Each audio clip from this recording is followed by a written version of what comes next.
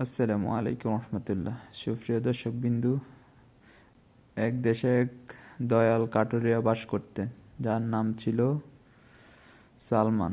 সালমান সারাদিন বনে কাঠ কাটতেন এবং তার আয় হয়তো তার দিয়ে কোনো মতো তার সংসার চলতো। তবে সালমান একটি নিয়ম ছিল, প্রতিদিন কাজ শেষে বাড়ি ফেরার সময় তিনি তার উপার্জনের একটি অংশ দিয়ে একটি রুটি কিনতেন এবং সেটি কোনো ক্ষুধার্ত মানুষকে দান করতেন। এই দানে তিনি এতটাই গোপনে করতেন যে কেউ কখনো জানতে পারতেন না। একদিন সালমান বনে কাঠ কাটতে সময় হঠাৎ এক হিংস্র নরক সামনে এসে পড়লেন। নরকটি যখন তার দিকে ধীরে ধীরে আসছেন, সালমান তখন আল্লাহর কাছে সাহায্য চাইলেন। ঠিক সেই মুহূর্তে এক অচেনা প্রতীক এসে নরককে তাড়িয়ে দিলেন। সালমান হাঁফ ছেড়ে বেঁচে গেলেন। প্রদীপকে ধন্যবাদ জানিয়ে বললেন, ভাই, আপনি ঠিক সময় না আসলে আজ আমি শেষ হয়ে যেতাম। আপনাকে কিভাবে ধন্যবাদ জানাবো? প্রদীপ হেসে বললেন, সালমান, আমাকে ধন্যবাদ দেওয়ার প্রয়োজন নেই। আমি আসলে তোমার সেই প্রতিদিনের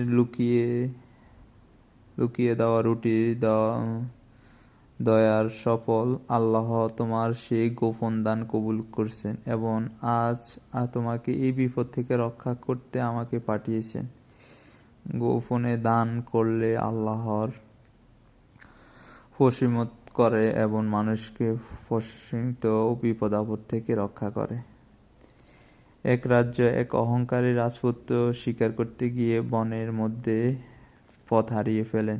দীর্ঘক্ষণ ঘোরাঘুরির পর তিনি তৃষ্ণা কাতর হয়ে পড়লেন এবং এমন সময় তিনি এক তরুণ মোষপালকে দেখতে পেলেন। সে তার ভেড়ার দল চড়াচ্ছে। রাজপুত্র অহংকার দেখিয়ে বললেন, এই ছেলে, আমি এই দেশের রাজপুত্র, আমাকে জলদি পানি দাও আর তোমার এই ভেড়াগুলা থেকে একটি ভেড়া আমার জন্য জবাই করো, আমি তোমাকে অনেক পুরস্কার দেব। মেষপালক শান্তিভাবে উত্তর দিলেন, হে রাজপুত্র, পানি আমার কাছে যা আছে তা আপনি নিতে পারেন, এটা আল্লাহর নেয়ামত, কিন্তু এই ভেড়াগুলো আমার নয়, এগুলো আমার মালিকের আমানত। তার অনুমতি ছাড়া আমি একটা ভেড়াও আপনাকে দিতে পারবো না। রাজপুত্র তাকে লোভ দেখিয়ে বললেন, তোমার মালিক তো এখানে নেই, তাকে গিয়ে বলবে বাঘ একটি ভেড়া খেয়ে ফেলছে, সে বুঝতে পারবে না। তরুণ মোষপালক আকাশের দিকে আঙ্গুল তুলে বললেন, মালিক না দেখলে ওই উপরওয়ালা তো দেখতেছে, আল্লাহ সব কিছুই দেখে। সামনে কিছু টাকার জন্য আমি আল্লাহর কাছে পাপী হতে পারবো না। মোষপালক এই সততা আল্লাহর প্রতি ভয় দেখিয়ে রাজপুত্রকে স্থির করে গেলেন। তার অহংকার চূড়ায় হয়ে গেলেন এবং তিনি বুঝতে পারলেন, প্রকৃতির সম্পদ টাকা পয়সা নয়, ঈমান ও সততা হচ্ছে মূল সম্পদ। মানুষ যখন কাউকে না থাকার সুযোগ পাপ করতে চায়, তখন মনে রাখা উচিত সে উপর আল্লাহ সবকিছু দেখতে পাচ্ছেন। এক অদ্ভুত ব্যবসায়ী বরকতময় রহস্য। মদিনার বাজারে তারেক নামের এক কাপড় ব্যবসায়ী ছিলেন। তার দোকানে একটি অদ্ভুত নিয়ম ছিলেন। কাপড় তিনি সামান্য কোনো খদ বা সুতা ছেঁড়া থাকতেন, তিনি ক্রেতাকে সেটা আগে দেখাতেন এবং দাম অনেক কমিয়ে রাখতেন। অন্য ব্যবসায়ীরা তাকে নিয়ে হাসাহাসি করতেন এবং বলতেন, ব্যবসা এত সৎ দেখানো, তুমি কোনোদিনও বড়লোক হতে পারবে না। সততা দেখালে তুমি কখনো বড়লোক হতে পারবে না। এক বছর দেশে তীব্র মন্দ দেখা দেয়। সব ব্যবসায়ীরা বিক্রি বন্ধ হয়ে গেলেন। কিন্তু আশ্চর্যের বিষয় হলো তারেকের দোকানের ক্রেতার ভিড় আগের চেয়েও বেশি বেড়ে গেলে। কারণ মানুষ জানতেন তারেকের কাছে থেকে তারা কখনো প্রতারিত হয় না। অন্য ব্যবসায়ীরা একদিন তারেককে জিজ্ঞাসা করলেন, তারেক, আমাদের সবার ব্যবসা লস যাচ্ছে আর তুমি এই মন্দ মধ্যে লাভ করছো,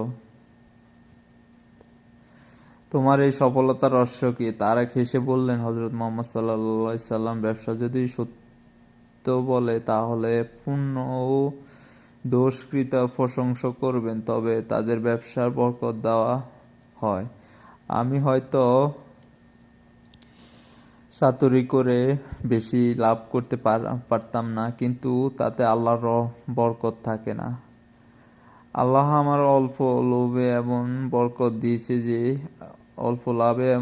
দিয়েছে যে এই মন্দের সময় আমাকে রেখেছে।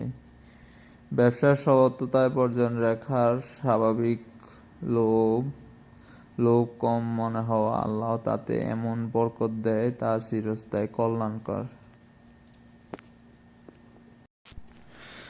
বাজারের এক কোনায় ভাঙা দেওয়ালের পাশে সন্দরগণ আসছেন। বাজারের এক অন্ধকার কোনায় রহমত চাচা বসে আছেন। তিনি শীতে কাঁপছেন এবং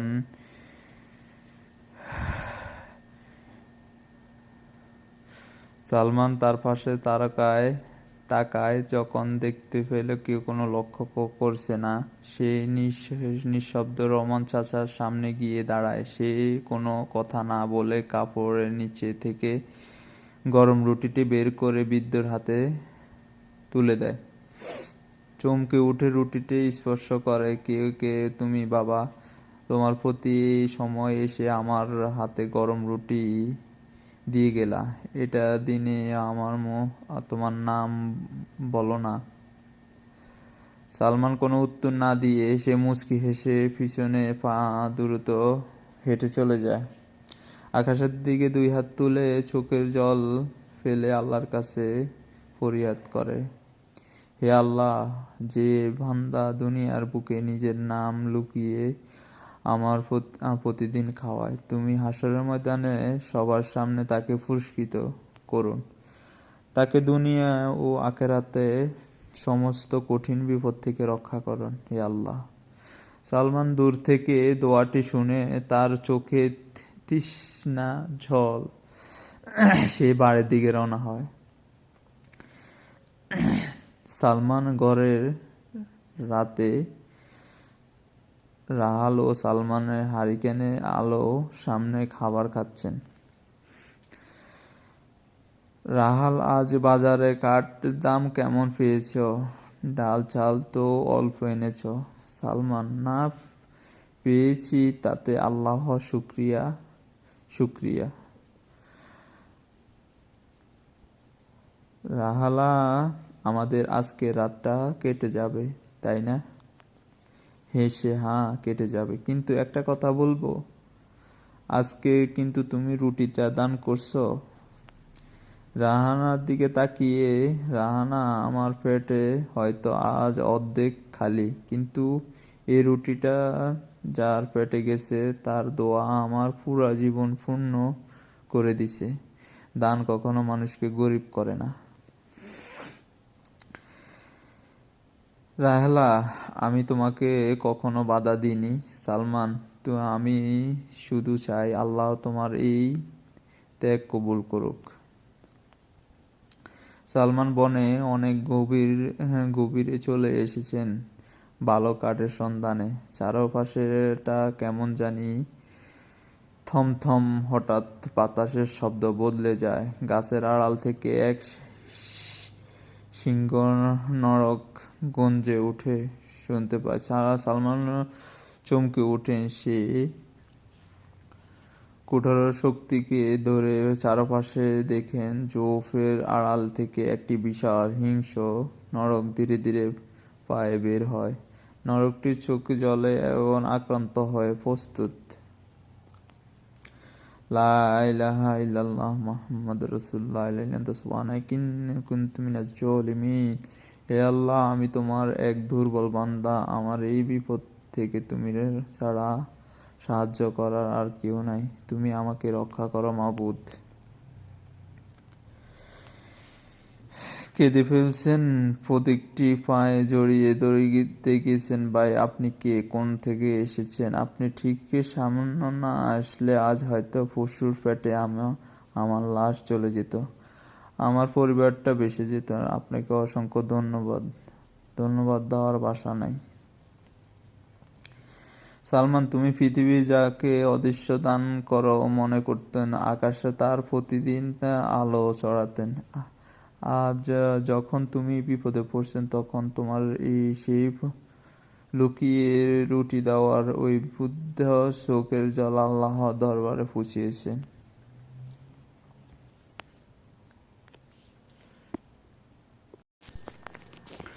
বাজারে রুটি বিক্রেতা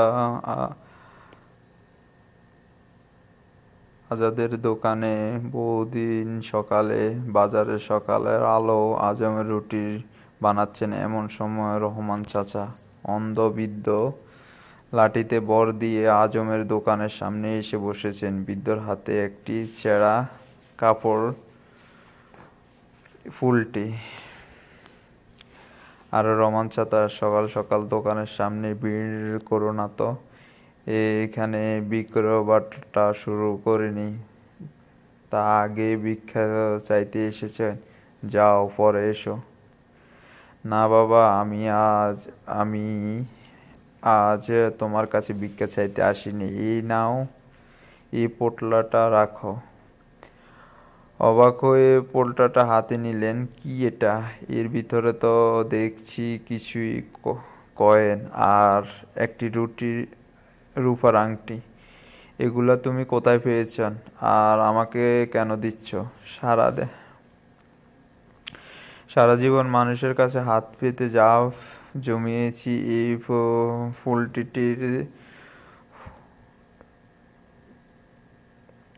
পোলট্রিটির তা আছে বাবা আজম।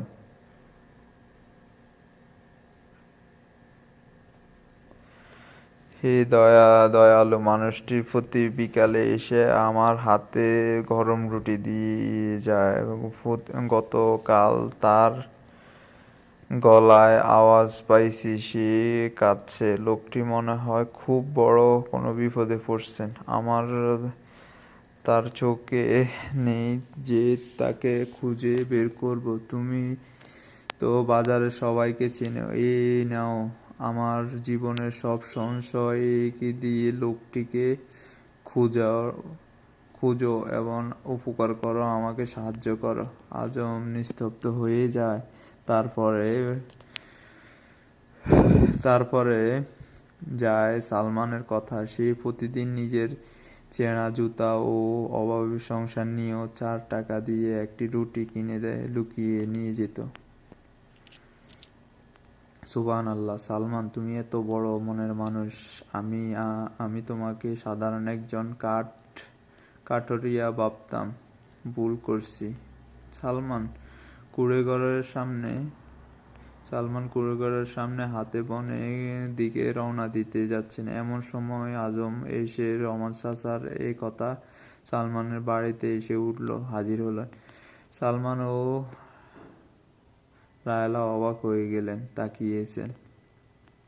আজম ভাই, রহমান চাচা, আপনারা এখানে? কোনো সমস্যা হয়েছে? সালমানের হাতে দুইটাই জড়িয়ে ধরলেন। ক্ষমা করে দাও সালমান ভাই, আমি তোমাকে চিনতে পারি নাই। বাজারের বড় বড় ব্যবসায়ী কোটি টাকার ব্যবসা করে, কিন্তু তোমার এই ছেঁড়া জামার নিচে যে কত বড় একটি ধনী মন লুকিয়ে আছে, আমি আজও বুঝতে পারছি। সালমান গলার আওয়াজে পেয়ে এগিয়ে যাচ্ছেন। তুমি তাহলে সেই ফেরেশতার মতো মানুষ বাবা, সে নিজের খিদা চেপে রেখে প্রতিদিন এক অন্ধ বুড়াকে খাওয়াচ্ছেন। লজ্জিত হয় চাচা, আপনি আমাকে লজ্জিত করবেন না। আমি তো সামান্য একটা বান্দা, যা করছে আল্লাহ করছে, কিন্তু আপনি আমার বাড়ি চিনলেন কিভাবে? আজম, আমি নিয়ে এসেছি ওনাকে, সালমান। আর শোনো রহমান চাচা তার জীবনের সব সঞ্চয় আমাকে দিয়েছেন তার সাহায্যের জন্য, কিন্তু আমি সেই টাকা ছুঁয়েও দেখি নাই, ছুঁয়ে দেখার সাহস করতে পারিনি। উল্টা আমি নিজে লজ্জিত।